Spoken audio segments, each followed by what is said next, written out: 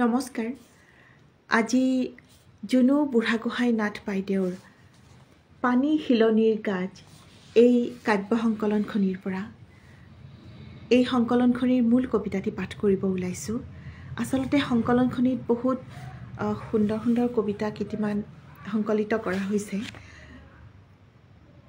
আৰু কবিতাকেইটি আচলতে ভিন্ন স্বাদ দিবলৈ সক্ষম হৈছে আৰু ইয়াৰে মূল কবিতা পানী শিলনিৰ গাজ এই কবিতাটিকে আজি পাঠ কৰিব লৈছোঁ।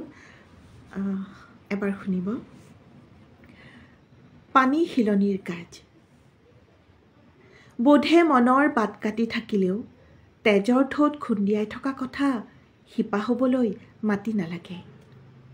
বোধে মনৰ বাট কাটি থাকিলেও তেজৰ ঠোঁট খুন্দিয়াই থকা কথা শিপা হ'বলৈ মাতি নালাগে।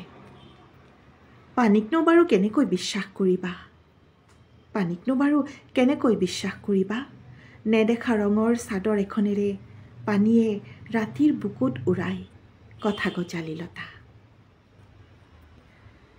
শিলপানীত সোঁত নাই বাবেই উটি যোৱাৰ ভয় নাই। শিলপানীত সোঁত নাই বাবেই উটি যোৱাৰ ভয় নাই। শিলৰ গাত খহনি খুৱাই নাৱৰ পিঠিত ঘাঁ লগাবলৈ কোনজন নাৱৰীয়া আহিব? শিলৰ আছে পুৰণি দুখ, শিলৰ আছে পুৰণি দুখ। শেলুৱৈয়ে ছানি ধৰা গধুৰ গাটোত ক'বলৈ থকা কথাবোৰ ঘৰ সাজি বহি ল'ব লাগেনে? তাতে আকৌ শিলৰ হাতৰ আঙুলিত গজি উঠিছে অহিয়া শিপাবোৰ। চুলি শিপাই গজালি মেলি দুপতীয়া হোৱাৰ আশাতে ওপৰমুৱা। চুলি শিপাই গজালি মেলি দুপতীয়া হোৱাৰ আশাতে ওপৰমুৱা। পানীৰ তলৰ শিপা ঠাইতে ওখ হোৱাৰ হেঁপাহ।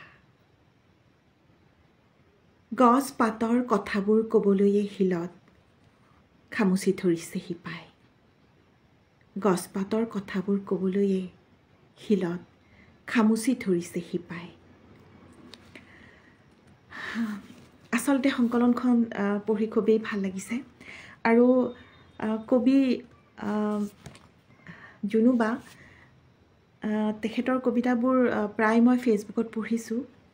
তেখেতৰ এটা বৈশিষ্ট্য হৈছে তেখেতে নতুন নতুন শব্দ সৃষ্টি কৰিব জানে। সেই শব্দটোৱে যিটো নতুন শব্দ সৃষ্টি হয় সেই শব্দটোৱে কবিতাটোত এক নতুন মাত্ৰাৰ প্ৰদান কৰে আৰু নতুন এটি অৰ্থ উপস্থাপন কৰিবলৈ সক্ষম হৈছে আৰু কবিতাকেইটা পঢ়ি ইমান ভাল লাগিছে মানে বুজাব নোৱাৰোঁ।